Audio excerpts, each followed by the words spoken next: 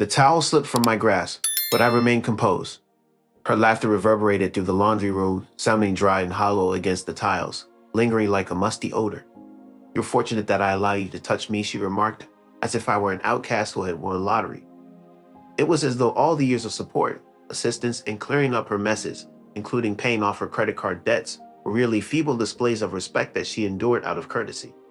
As she casually tossed her blouse into the dryer and hummed a tune, I observed her without any overt emotion, not anger, not sorrow. A different, sharper feeling simmered within me. Holding the last t-shirt, old relic from a time before her cosmetic enhancements and fitness routines, before she had stopped showing interest in my day, I handled it delicately. Placing it neatly atop the stack, I left the room. In the hallway, her phone buzzed, and I heard her reacting with glee to messages from someone she considered an escape. Her demeanor shifted when she recently sent texts that were more unsettling, as if she had suddenly reverted back to her 20-year-old self. I used to find her messages charming, and now they just reminded me of how skilled liars always enjoy setting the stage. As I walked past the hallway mirror and saw my aged reflection, I acknowledged that I may have slowed down compared to my 40-year-old self, but I had the expertise to create precision machines capable of carving titanium with incredible precision. Leading a team of 20 men who adhered strictly to measurement standards, I was not someone seeking meager scraps of affection. However, in this household, I was merely a placeholder. And as placeholders do not engage in arguments, I simply executed tasks. As we aim to reach our target of 10,000 subscribers, please consider subscribing if you enjoy these captivating tales of deceit. Let's return to the intriguing narrative. Descending to the office, I opened a drawer that had been untouched for some time, ever since I printed her client meeting calendar from iCloud, and noticed the unusual frequency of Tuesday dinners at the Burstone, conveniently missing from the brokerage account. Inside the drawer, I found a small polished oak box that I had crafted myself after retiring. I was meant to secure cufflinks, but instead it held answers. As I opened it, I found it empty. Not for long. With no urgency or drama, I turned on my laptop and began my routine, organizing, safeguarding, and tidying up someone else's chaos. The folder remained, waiting for her reaction. The first item I reviewed was a set of email printouts.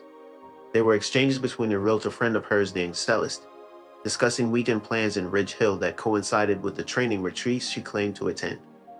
One email even contained a rental car receipt in Vanessa's name, with an additional driver listed. Not me. Next, I examined the text messages that had been synchronized from her phone to the family iPad 6 months ago. She had never suspected it, assuming it was solely for streaming Netflix in the guest room. One conversation stood out. "Can't wait to see you outside the sheets for once, lol," read a message, followed by a shirtless photo of a man in a hotel bathroom mirror who responded with a thumbs up.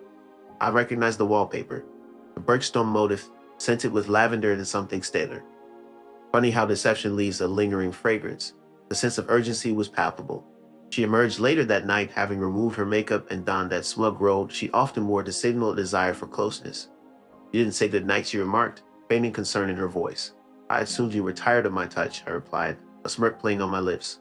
Her eyes widened momentarily before that interaction shifted. "You're overreacting," she muttered.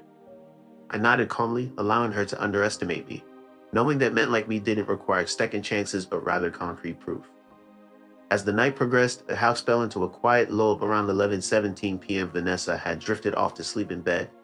The podcast on real estate markets she couldn't grasp murmuring in the background.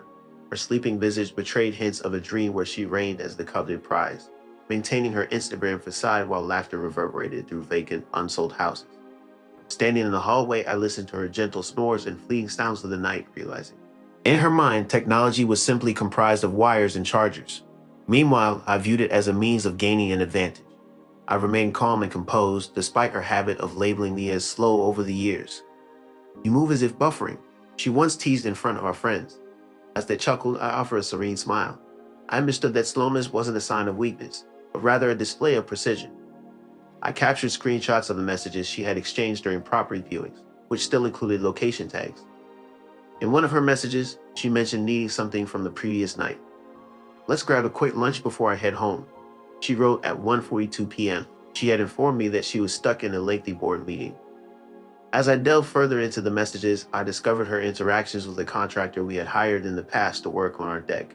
I had been hospitable to him, offering him a beer for his efforts, for which he expressed his gratitude in a filial manner. However, the tone of her messages to him was markedly different, sweet and shivery, unlike the way she communicated with me. One message in particular sent a shiver down my spine. "He's next to dull." A placeholder she had written. The phrase "dull placeholder" echoed in my mind, causing my knuckles to tense against the desk's edge. Yet I refused to let the feeling linger. I exhaled deeply, saved the screenshots, and placed the files into the designated folder for safekeeping. The folder labeled June Justice Encrypted was meticulously secured in several locations, stored on a flash drive, uploaded to the cloud, and saved on a burnable DVD. These backups were carefully hidden within my tool chest, concealed behind what she had dismissed as a worthless broken caliper bracket. In addition, I made sure to back up the GPS data from her car, a new Lexus equipped with tracking features through an app that she had carelessly left enabled. A rookie oversight on her part. Despite her aversion to the noise of downtown, she made 3 unexplained visits to a private condo in that area on consecutive Tuesdays. Given her vocal dislike of downtown, this unexpected behavior raised suspicions. I meticulously exported each location point and marked them on a map printout, circling the addresses with a fine red Sharpie. At 12:42 a.m., as I assessed the situation, it became clear that my actions were driven by preparation rather than rage or revenge. The box containing the evidence was not yet ready for its intended purpose tonight. It wasn't just about compiling proof. It was about the strategic timing, setting the stage for a moment when silence would speak volumes louder than words ever could. That pivotal moment was approaching, but for the time being, I closed the box and retreated to bed. She entered the kitchen seemingly unfazed, appearing as if nothing was amiss, dressed in a satin robe and barefoot, with remnants of mascara still visible on her face. Smudged from a careless half-rinse the night before, she poured herself a pretentious oat milk creamer that she claimed made her feel refreshed. I sat at the table quietly sipping on my black coffee, observing the wisps of steam rising like signals of a life slowly being consumed by its own deceptions. "You're awfully quiet," she remarked, stifling a yawn. "Are you in a bad mood again?" I turned my head slowly, the action deliberate as if loading a bullet into a chamber. "Nah," I replied, allowing the silence to linger. "Just tired." She responded with a tight smile, the kind of smile women give when they believe they have figured you out and found nothing noteworthy.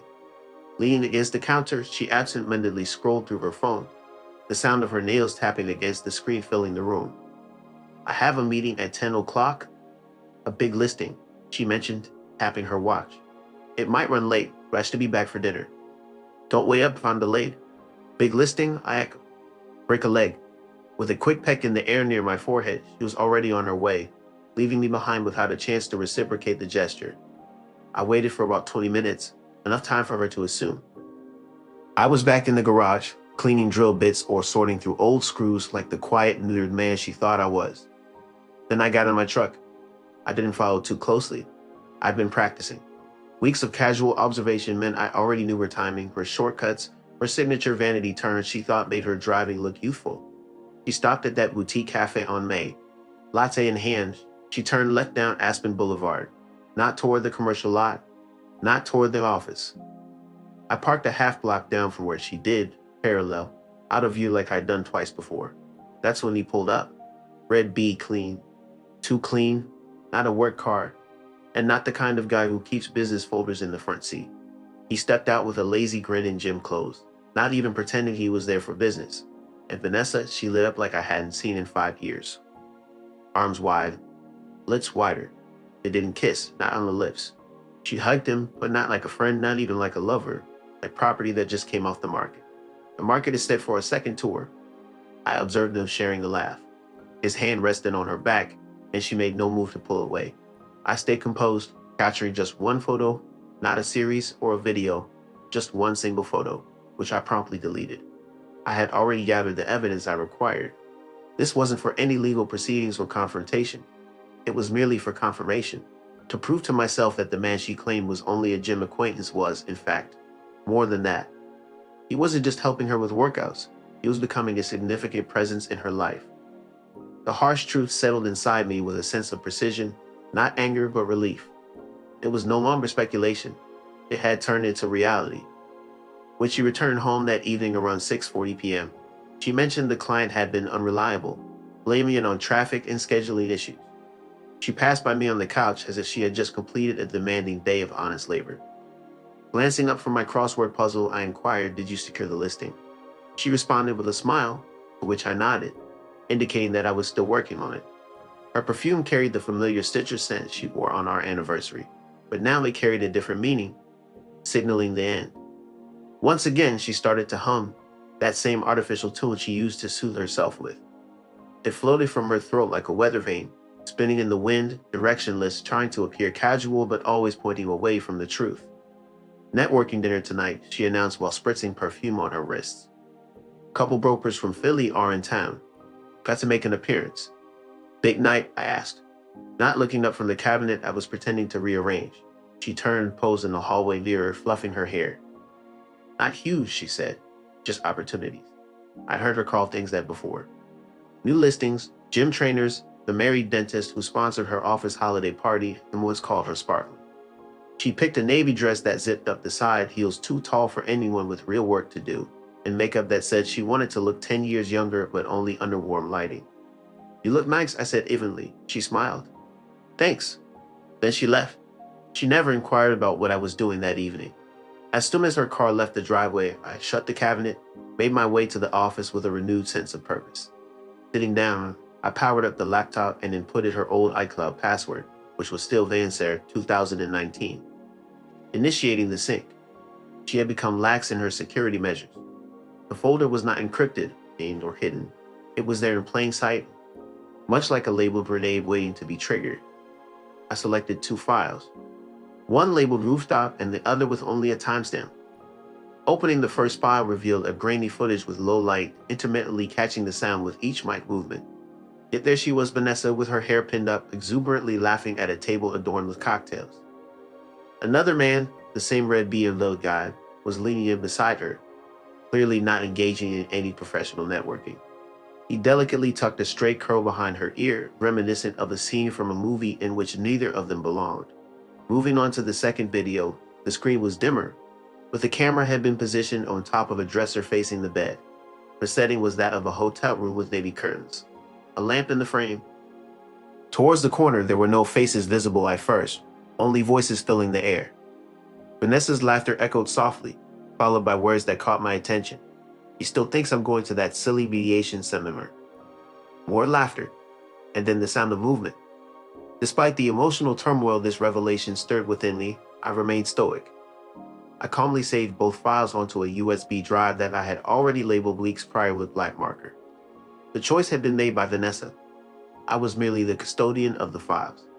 As I glanced at the box once more, it still carried the faint scent of lacquer and sawdust, pure scents that contrasted sharply with the deceit hidden within. The flash drive nestled snugly in the velvet lining containing her image, voice, and betrayal in crystal clear quality. I pondered the second compartment of the box, designed to hold documents. Tomorrow, printouts of the circle locations on the map would join the flash drive. The box was not yet full, but it felt animated now, like a dormant creature waiting to awaken. I gently closed the teeth, clicked the latch shut, and headed to bed without needing to ask about her night. Vanessa had been envisioning her birthday celebration as a fresh start, referring to it as her turning point year. The house was filled with the scent of Prosecco and fabricated tales. Balloons adorned in gold and blush, napkins with 42 and thriving, and a supposedly low-sugar three-tiered cake from a bakery known for its pricey fondant all set the scene. Vanessa's friends arrived excitedly, already tipsy on wine, exchanging hugs and greetings at the door. Even acquaintances she hadn't seen in a while made surprise appearances, looking dolled up and carrying designer bags, addressing her as babe with feigned enthusiasm. I played the role of the caring spouse, serving drinks and grilled shrimp, as the guests teased about keeping Scott away from the playlist for some undisclosed reason. "See, I still like the Stones more than Spotify-approved garbage."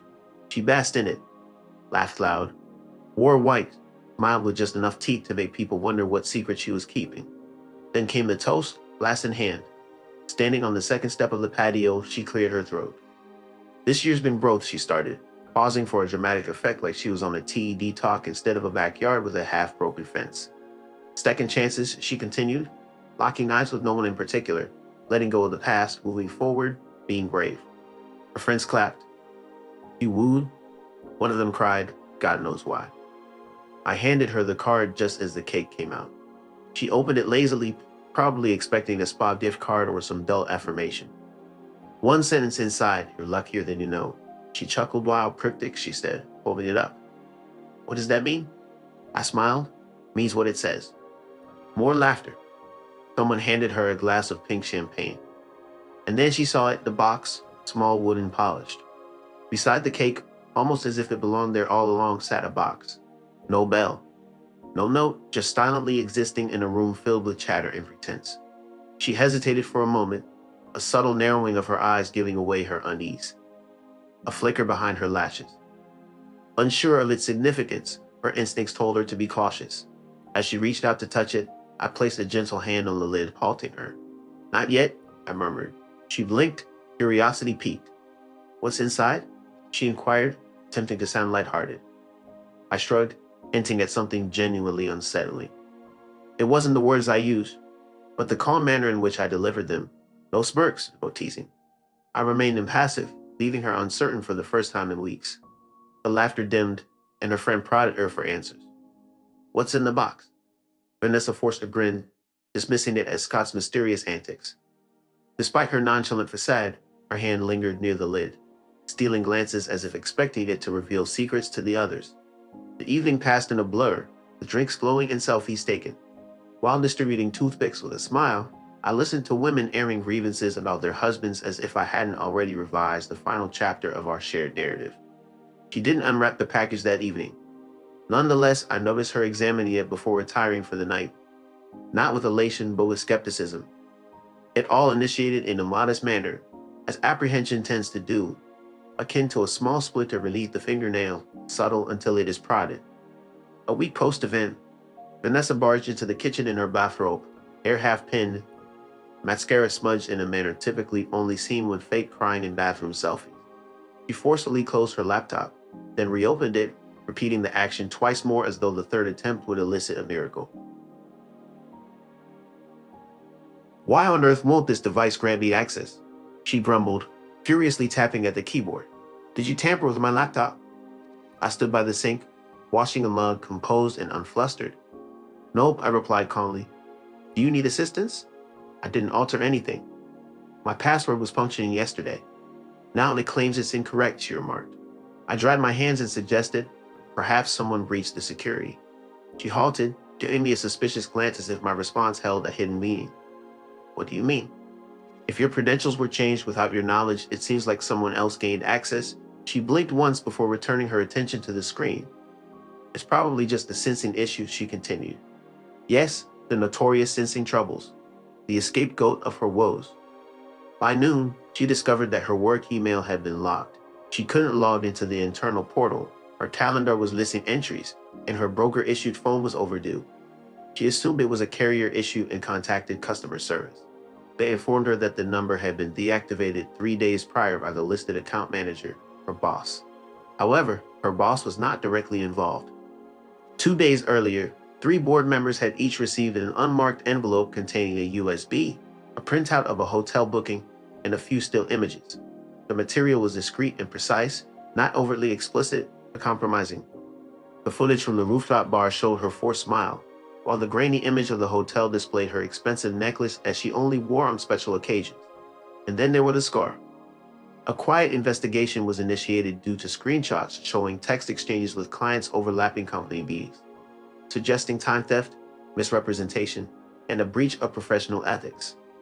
Rather than confronting her outright, they allowed her to squirm as her assistant stopped responding and the client requested reassignment. Finally, an email arrived stating that she was under internal review for recent scheduling discrepancies. That night, Vanessa struggled to eat, preparing her famous grilled chicken that tasted bland as she tried to maintain normalcy. Around 11:30 p.m., she broke down, expressing fear that someone was trying to sabotage her as she mentioned being investigated and her login being changed. "I didn't do anything wrong, Scott." "I didn't," she said as her voice cracked, her hands trembling in an oversized hoodie. I stood, embracing her as she cried into my shoulder, finding solace in my presence. Gently rubbing her back, I reassured her that everything would be all right. She clung to me tightly, understanding that revenge didn't always have to be a blatant act of retaliation. Sometimes it manifested in providing comfort, a concept that unnerved her, Her fear manifested in startled reactions to doorbells ringing, the sound triggering her anxiety. The first incident occurred when the mailman arrived, causing her to almost knock over a vase in her panicked state, believing someone was approaching to confront her. I didn't press for details, opting to sip my coffee and leaf through a hardware catalog nonchalantly. I pretended to browse, though my attention was on her. Suddenly, a phone call interrupted the silence, compelling me to eavesdrop from the upper floor where I was organizing a drawer. Her voice in the kitchen sounded sharp and panicked, indicating distress. She frantically questioned, how could she have seen it? Why did she know? Denying any involvement, she paced in circles barefoot on the tile floor. I stealthily made my way to the top of the stairs, listening intently. Her voice cracked with anxiety as she vehemently denied recording anything, insisting it wasn't labeled or intended for anyone else. The conversation paused briefly before continuing with uncertainty hanging in the air. Almost speaking in hushed tones, the question lingered in the air. What is she going to do? Another moment of silence followed, elongated, urging David to speak further. Just tell her it was old. It meant nothing, he finally said. I returned to the office and closed the drawer before descending the stairs. As I re-entered the room, she stood in the dining area, fixated on her phone with an expression of betrayal. Unaware of my presence, she remained absorbed in her thoughts, her fingers hesitating over the screen as if contemplating who else to contact, someone who wouldn't already be aware. Hours passed, during which she made 3 consecutive phone calls, the one-sided conversations concluding with a tone of strained composure, masking the sting of rejection. Come evening, she poured a glass of wine, then another by 10 o'clock. That night, her restlessness was palpable as she tossed and turned, almost appearing as if she might levitate in her sleep. The next day, she lingered in her robe, moving about the house like a mourning figure without the acknowledgement of an official announcement in the form of an obituary.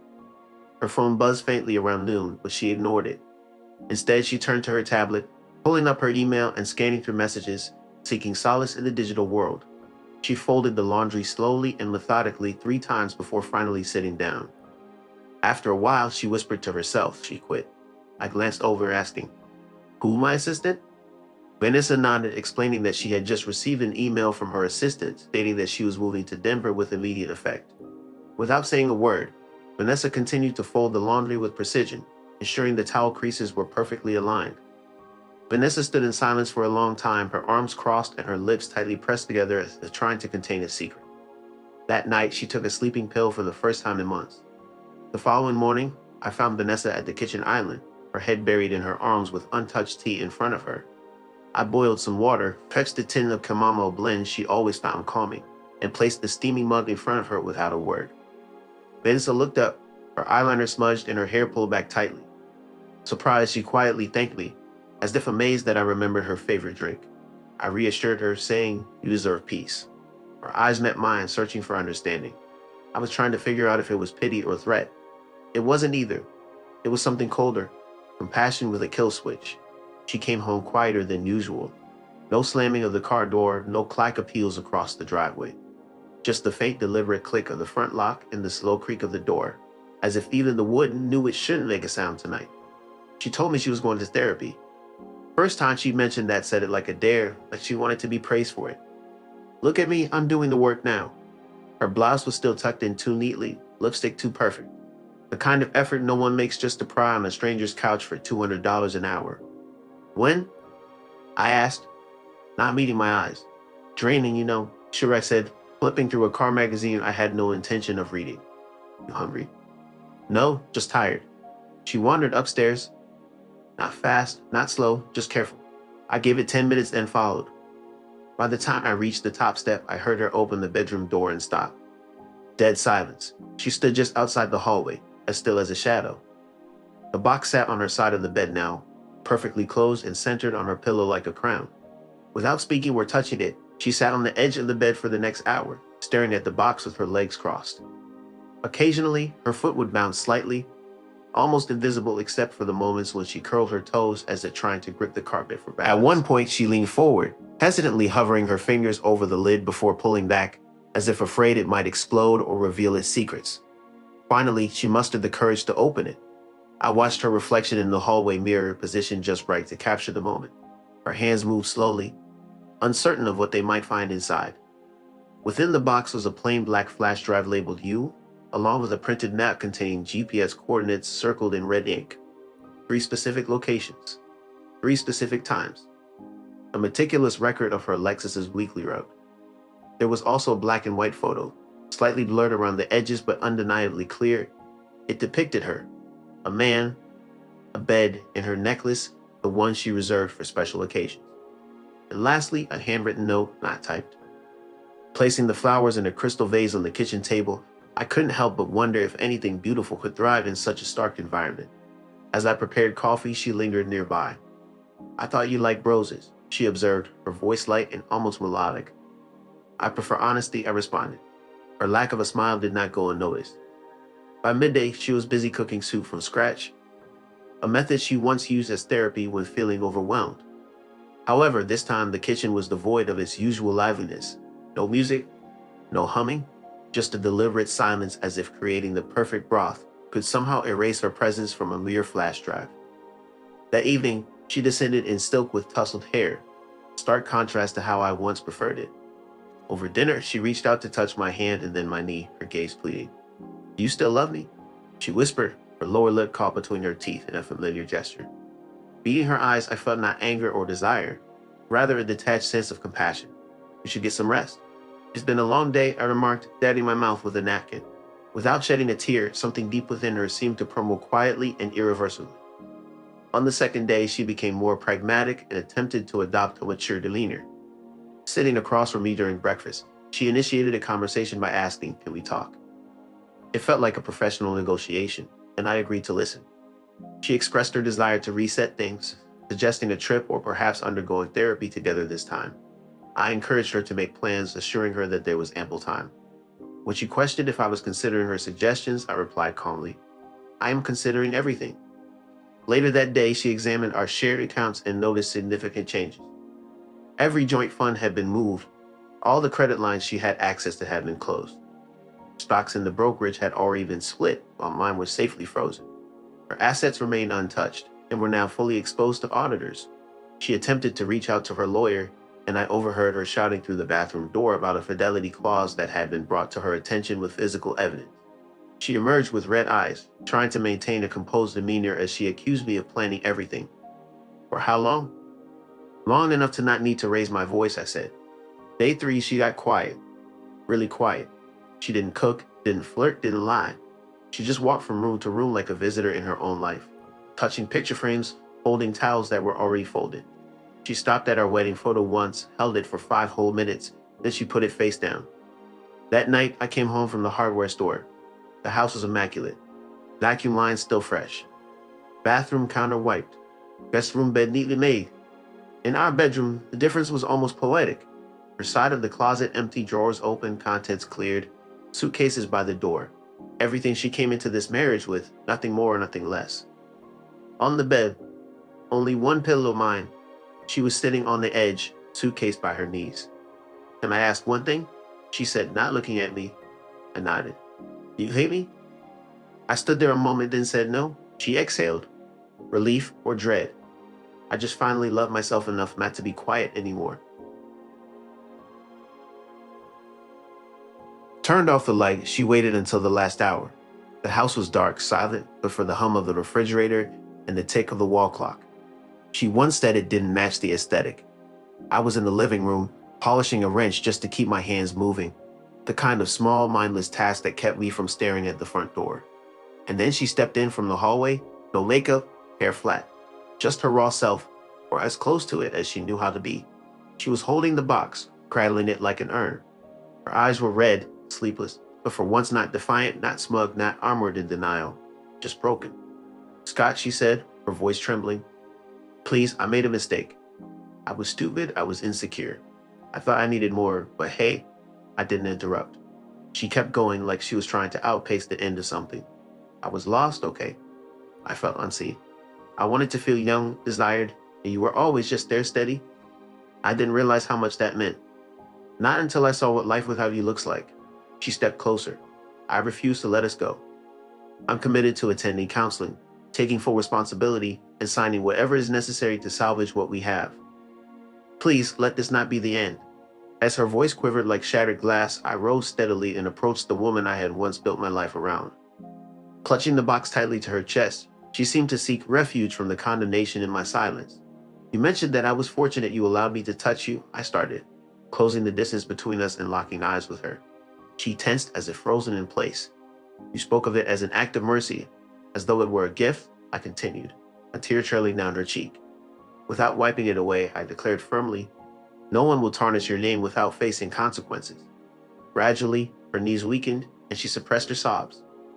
I directed her towards the door, which opened onto the cool, quiet night outside, airport looming in the near distance.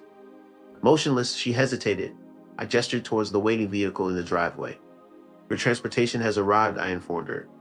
Slowly, step by step, she turned towards the exit, her dignity shedding away like dead skin. At the threshold, she paused. Dude. I remained silent and withheld my response. Without further elaboration or explanation, I simply closed the conversation. As she exited onto the porch, I quietly shut and locked the door with precise movements devoid of any emotional intensity. It was a methodical action, creating a finality akin to sealing a tomb. Returning to the kitchen, I poured the remaining coffee, took a seat at the table where I had once sought connection, and then turned off my phone, placing it face down before retiring to bed. Absent of her presence and the weight on her side of the bed, I found solace in the stillness of the night, allowing myself to drift into a deep and peaceful slumber.